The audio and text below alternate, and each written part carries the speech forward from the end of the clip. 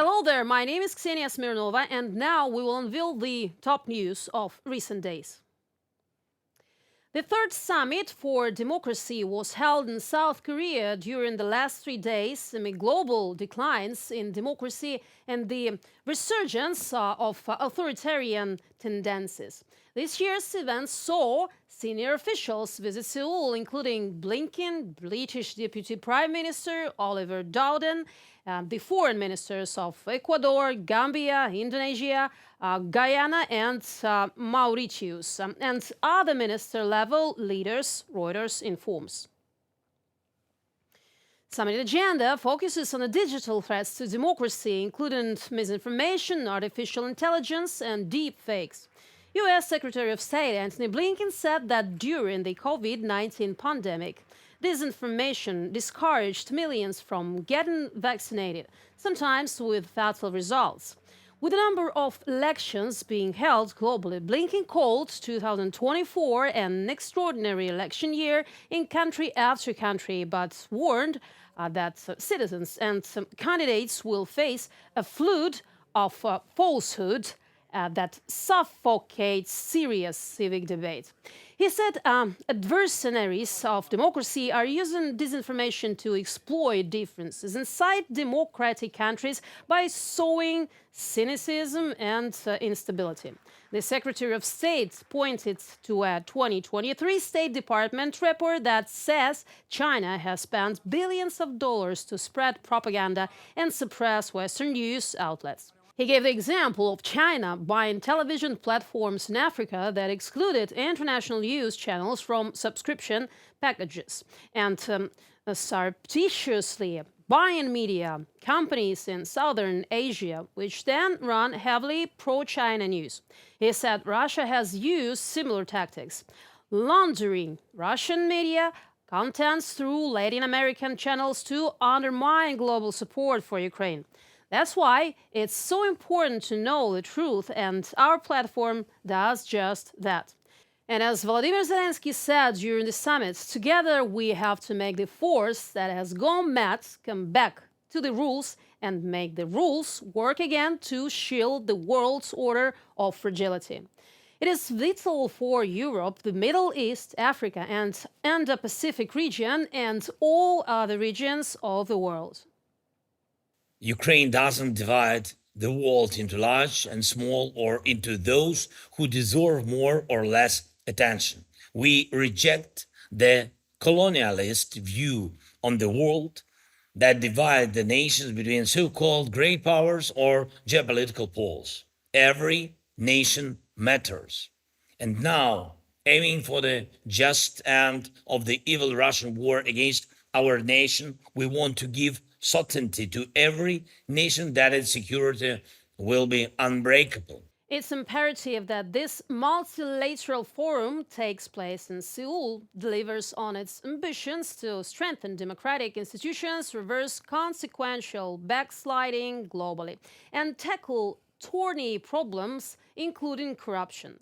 There is not much left, and several wars started by terrorists and dictators.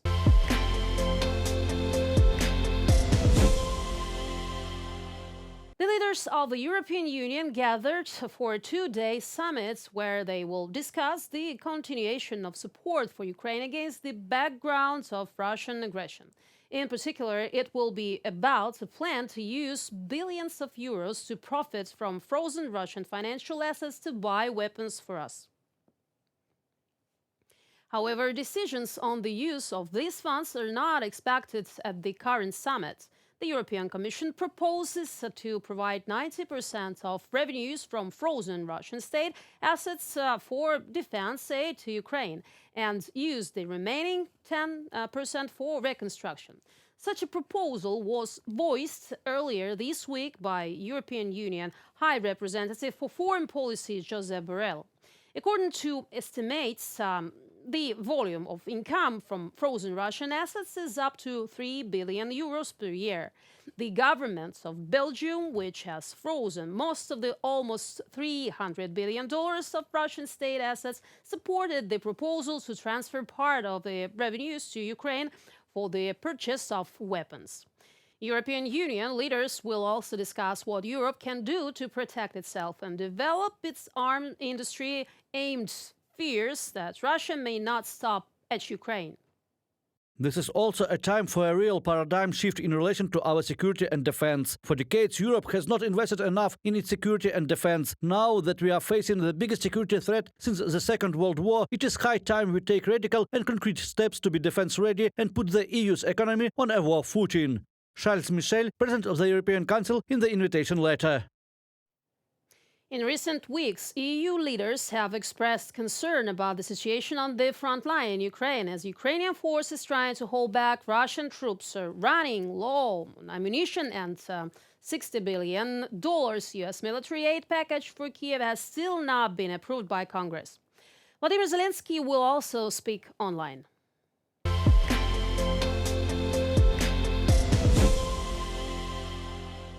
In 2 years of war against Ukraine, hundreds of thousands of young and healthy Russian men have turned into cripples who, thanks to Putin, will while away the rest of their lives in agony.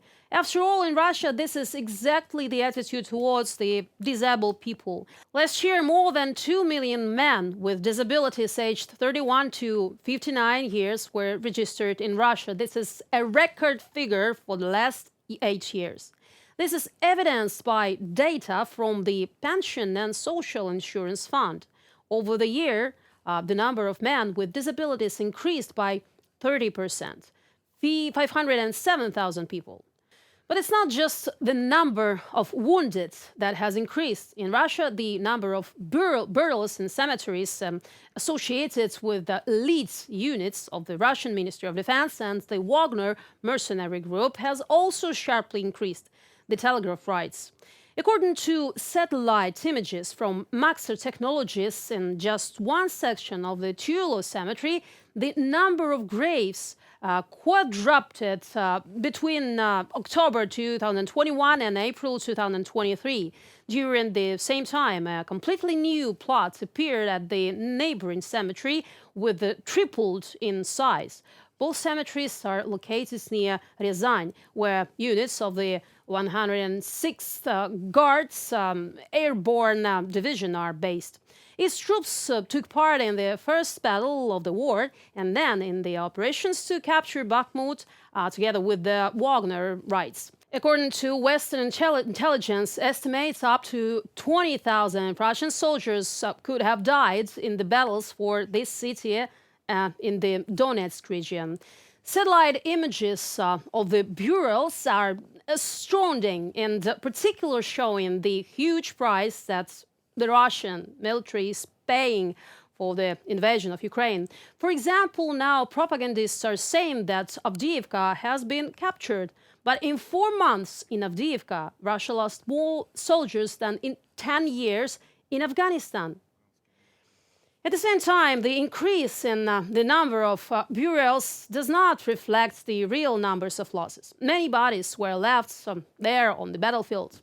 Identification and repatriation of the dead is not a priority for Russia, since this makes it possible to hide the true scale of losses from society and save on paying compensation to families. After all, according to estimates of the Ukrainian General Staff, Russia lost almost 500,000 of its soldiers and officers.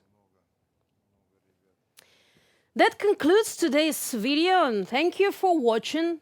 Stay updated, comment, like, and sure subscribe to our UATV English channel for more news from Ukraine.